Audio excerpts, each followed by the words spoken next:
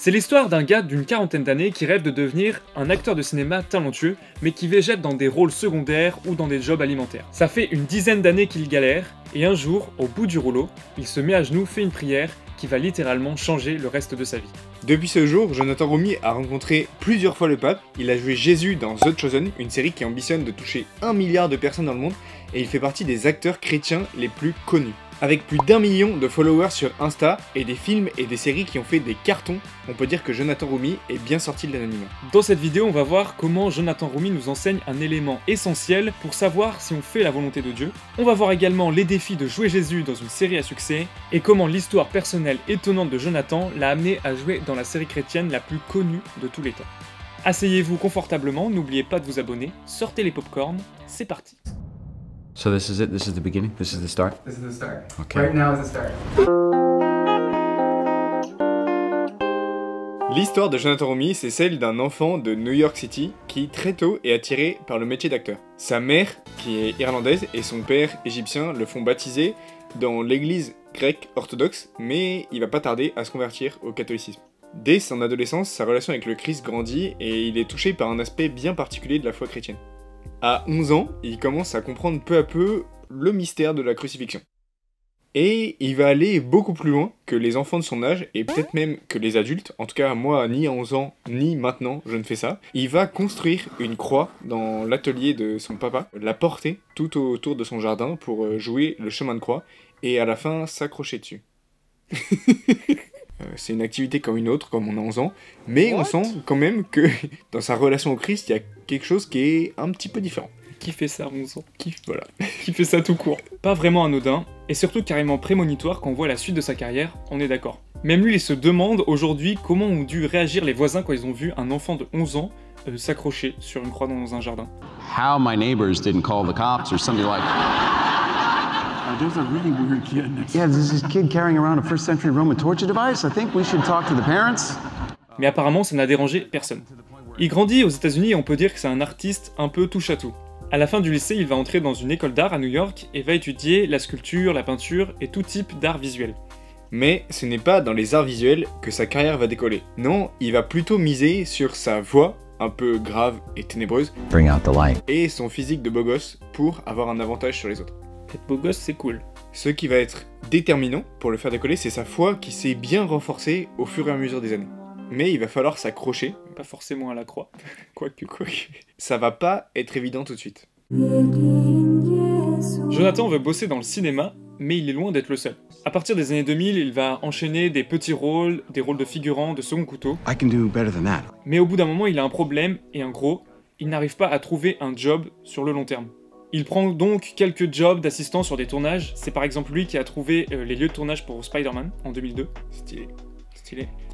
D'ailleurs, ironique de l'histoire, sur ce tournage, il va bosser à côté de William Dafoe, qui joue Norman Osborn dans Spider-Man. Et William Dafoe, c'est celui qui a joué Jésus quelques années avant dans le film The Last Temptation of Christ. Mais ils se sont à peine parlé, et ce n'est pas cette rencontre qui va changer sa vie. Jonathan Roumie, il va continuer en passant dans quelques seconds rôles, par exemple dans NCIS ou dans d'autres films. Ah, tu dis NCIS? Moi je dis NCIS.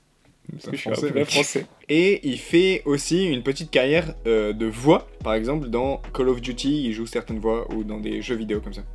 D'ailleurs, encore aujourd'hui, il essaye parfois d'imiter les Simpsons en conférence, je vous laisse juger la performance. En tout cas, Bishop Barron rigole bien. En 2013, Jonathan Roumie joue pour la première fois Jésus dans un film sur Sir Faustin, et quelques mois après, il fait une rencontre qui va être décisive dans sa carrière. Dallas Jenkins, celui qui deviendra le producteur de The Chosen, va l'auditionner pour jouer l'un des deux bandits crucifiés à côté de Jésus dans son film Two Thieves. Bon, c'est pas une super production, c'est juste pour le diffuser lors du culte du Vendredi Saint d'une église évangélique. Mais c'est toujours ça de prix quand t'es en galère.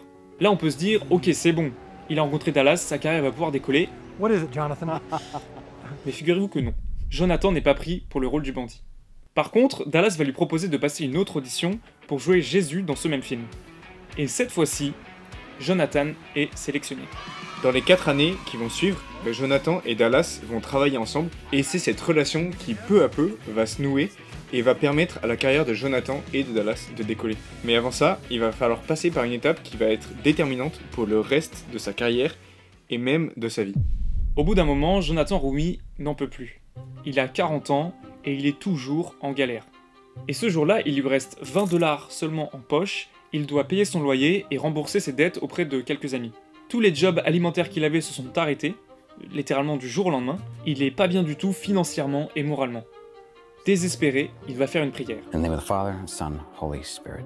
Amen. Une prière qui va être un point de bascule pour sa vie spirituelle et personnelle. Il se met à genoux et il prie avec cette prière, Seigneur, j'ai fait tout ce que tu m'avais dit de faire, à chaque fois j'ai prié, tu m'as jamais dit de faire autre chose, donc maintenant je remets toute ma carrière entre tes mains. Il remet toute sa confiance dans le Seigneur, parce qu'il a plus d'autre choix que de s'appuyer sur lui. This in the name of the Father and of the Son, of the Holy Spirit. Amen. Et après cette prière, il a tellement confiance qu'il prend les 20 $ qui lui restaient, et il va se faire un bon resto, un gros petit déj, en se disant que de toute façon c'est le Seigneur qui gère. La confiance. En vrai c'est une confiance de fou. C'est ouf. On va faire pareil. Le ventre plein, il rentre chez lui. Et là, il ouvre sa boîte aux lettres. 4 lettres l'attendent. Il ouvre la première et il découvre un chèque de 50 $ qui viennent de royalties d'un ancien film. Sympa, ça rembourse le resto. Il ouvre la deuxième lettre et là il va tomber sur un chèque encore plus important que le premier. Et au fur et à mesure, en ouvrant la troisième puis la quatrième lettre, il va tomber sur des chèques avec un montant de plus en plus important. Il comprend alors que Dieu va le conduire, qu'il a répondu à ses prières et que la providence est bien précise. C'est fou, non? Le mec il a plus de thunes, il a dans sa boîte aux lettres de l'argent. D'ailleurs, ce genre de moment, les producteurs de The Chosen ont vécu un peu les mêmes. C'est ce qu'ils appellent des Red Sea moment. Des moments où tu te retrouves bloqué, comme Moïse, avec tous les Hébreux avec lui et Pharaon qui arrive derrière, et où, au dernier moment, la mer s'ouvre pour te libérer. Et dans ce cas-là, pour Jonathan, le Seigneur était fidèle. Quelques mois après, Dallas Jenkins contacte Jonathan Roumie pour jouer Jésus dans la première saison de The Chosen qui va pas tarder à lancer. On connaît tous le succès planétaire que la série a atteint aujourd'hui, mais la première fois que Jonathan Roumie ouvre le script, on peut dire qu'il est pas vraiment emballé. Quand Jonathan découvre le script du premier épisode de la série The Chosen, il est carrément surpris. La série est sur Jésus, et c'est lui le personnage principal. Pour l'instant, tout va bien. Mais en tournant les pages du premier épisode, il découvre une réplique pour lui qu'à la toute fin du script. Pour lui, c'est pas trop le genre de programme qui fait rêver, et dans lequel il va briller visiblement. When you're reading episode 1, you're going, still, Jesus only has 5 lines. It was basically... That's not for you. Well, at least episode 2, that'll be different. Nope, he shows up at the end there too. Yeah, okay, I think I say, hi, Mary, very good. I give a wink and I'm done. I'm like, what? Hello, Mary. Hello. It's good to see you. What's he doing to me here? Il faut attendre le 3e épisode pour que Jonathan Roumie ait un peu plus de répliques et qu'il puisse déployer tout son jeu. En même temps, c'est la force de The Chosen de mettre en valeur d'autres personnages que Jésus qui font vraiment l'identité de la série. Même si la série a des débuts difficiles, elle va finir par exploser par une stratégie complètement contre-intuitive, mettre tout en gratuit. C'est tout ce qu'on a raconté dans une de nos autres vidéos sur The Chosen, je vous invite à aller voir.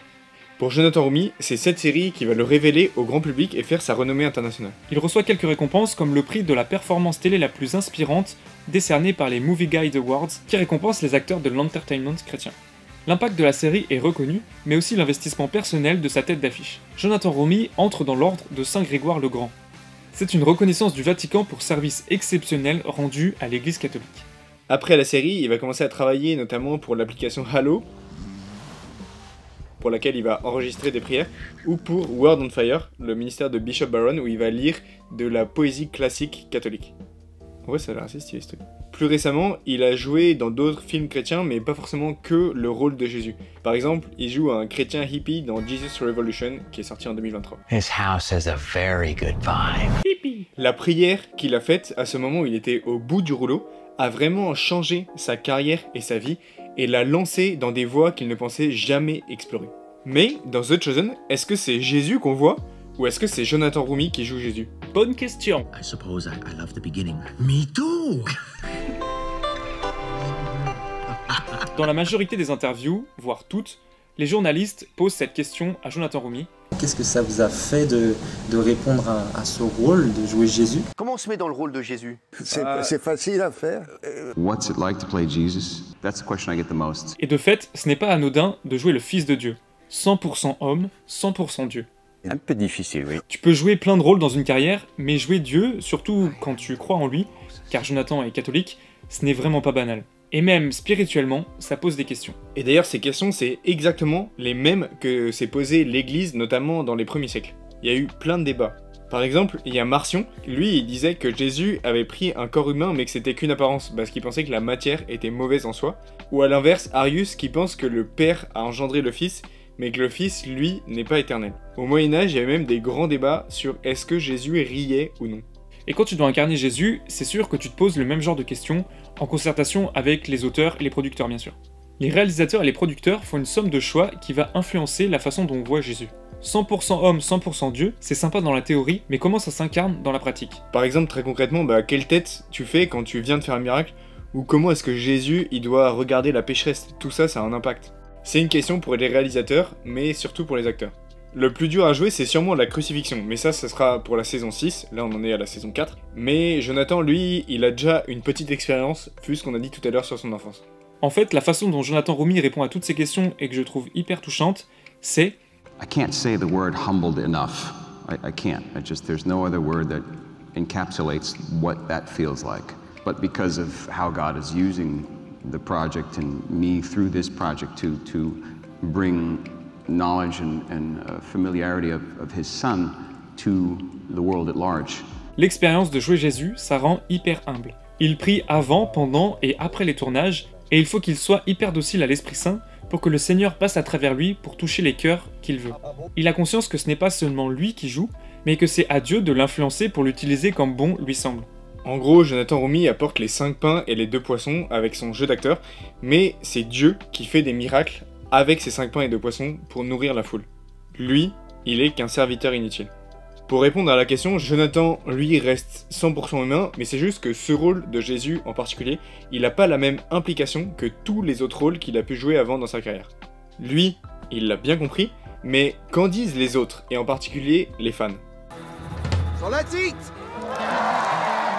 Au-delà de jouer sur le plateau ou dans les studios, il y a une autre partie de la vie d'acteur, la promotion. Passer de plateau télé en avant-première à séance d'autographe avec des fans, c'est le quotidien de Jonathan Roumi.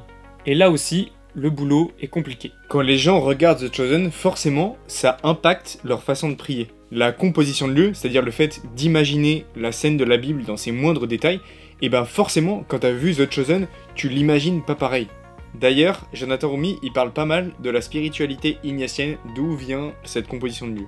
Et forcément, par association d'idées, quand les gens ils voient Jonathan Roumi dans la vraie vie, ils ont l'impression de voir Jésus. Ça doit vraiment pas être simple pour Jonathan quand il se retrouve face à des gens qui pensent voir et parler vraiment à Jésus. D'ailleurs, quand il a pris la parole pour la marche pour la vie l'année dernière, il a dû préciser que c'était pas lui Jésus. I'm not the real Jesus. Let's just get that out of the way. Real Jesus, TV Jesus. Alors Jonathan Roumi a une technique pour se positionner aussi personnellement. À la fin de chaque tournage, il se rase complètement. Ça lui permet de passer de Jésus à Jonathan. Bon, tu me diras, c'est toujours mieux de jouer Jésus qu'un méchant, parce que pour beaucoup d'acteurs qui ont joué des méchants, il y a des tarés qui continuent à les insulter en ligne ou dans la vraie vie, comme si c'était des méchants dans la vraie vie, alors que c'est juste des acteurs. En résumé, le rôle de Jésus ne s'arrête pas à la sortie du tournage. Il a un impact sur une grande partie des fans qui regardent la série. Après avoir vu tout ça, on peut se poser une question. The Chosen a l'ambition de toucher 1 milliard de personnes, 15% de l'humanité. Waouh. Alors certes, c'est une série sympa et bien tournée, mais on est d'accord que tout le monde connaît la fin, non? Je veux dire, on connaît tous le plot twist de la dernière saison, normalement. Bon, on va pas spoiler au cas où. On est d'accord que même si les 200 ou 300 millions de personnes touchées par la série aujourd'hui c'est beaucoup, le nombre de bibles en circulation dans le monde est largement supérieur. Donc il y a de grandes chances que ceux qui regardent la série The Chosen aient une bible chez eux, voire plusieurs. Alors pourquoi est-ce qu'ils la lisent pas, tout simplement? Pourquoi est-ce qu'il faut une série télé pour qu'ils s'intéressent à l'histoire d'un livre qu'ils ont déjà chez eux? Pourquoi? Alors vous allez me dire que c'est parce que c'est une série télé et du coup c'est vachement plus facile qu'aujourd'hui les gens lisent plus de livres. Ça peut être une partie de réponse. Mais pas sûr que ce soit la seule raison. L'Imitation de Jésus-Christ, qui est un livre spirituel du XIVe siècle, il y a des époques où il a été quasiment autant imprimé que la Bible. Donc c'est pas un match aussi simple, livre versus série. Je pense que la réalité, c'est que la plupart des gens n'ont jamais ouvert leur Bible, ou lu l'Ancien Testament par exemple, de peur que ce soit incompréhensible. Au-delà du fond de la Bible, la forme peut paraître indigeste pour beaucoup. Les différents niveaux de lecture de la Bible que les exégètes se font un plaisir de décoder sont en fait inaccessibles pour le quidam lambda.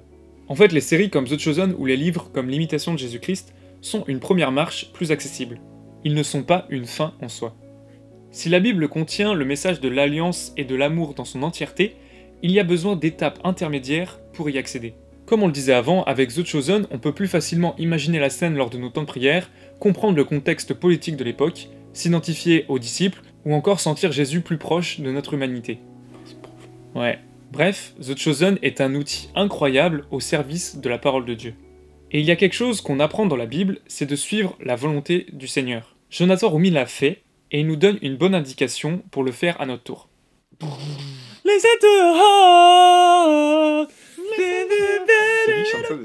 Il y a un truc dont Jonathan Roumi parle dans toutes les interviews. C'est la façon dont le Seigneur lui a parlé aussi spirituellement quand il a commencé à jouer Jésus et puis quand il a continué. Et comment, en particulier, il lui a parlé à travers son rôle. Et c'est un point essentiel de voir que dans toutes les missions qu'on a étudiées jusque-là sur notre chaîne, toutes les façons dont le Seigneur a conduit, il y a 2 raisons pour lesquelles ils font cette mission. Premièrement, parce que le Seigneur utilise leur travail pour toucher les cœurs, ça c'est la partie visible de l'iceberg, et peut-être le principal. Mais deuxièmement, parce que le Seigneur leur parle personnellement. Il les fait grandir spirituellement à travers ce qu'ils font. Ça c'est ultra important et je suis très heureux que Jonathan Roumi en parle de façon si ouverte dans les interviews. Car c'est un bon guide pour savoir si c'est vraiment un projet du Seigneur. La joie et la croissance spirituelle, c'est quand même un très bon signe. Si le Seigneur utilise son travail au service des autres, il l'utilise aussi pour parler à Jonathan Roumi personnellement. On a vu dans cette vidéo qu'à partir du moment où Jonathan a fait cette prière devant le Seigneur, qu'il a remis toute sa vie, toute sa carrière professionnelle, le Seigneur l'a guidé étape par étape jusqu'à l'emmener là où il est aujourd'hui. Et encore aujourd'hui, le Seigneur lui parle personnellement, le conduit et lui donne une joie pour la mission. Et ce qu'on peut dire, c'est que cette confiance en lui permet au Seigneur d'utiliser tout son travail pour toucher le maximum de cœurs. Dans cette vidéo, on s'est concentré sur Jonathan Roumi et sa mission, mais ce n'est ni la seule personne, ni le seul projet que le Seigneur utilise. Heureusement. Presque toutes les 2 semaines, on envoie une newsletter avec toutes les meilleures découvertes qu'on voit passer et les concepts incroyables du monde entier. Dans la dernière newsletter, on parlait d'un concours de cupcakes qui avait rassemblé des chrétiens de différentes églises pour travailler à l'unité, ou d'un jeu sur Jésus façon Assassin's Creed pour évangéliser les gamers.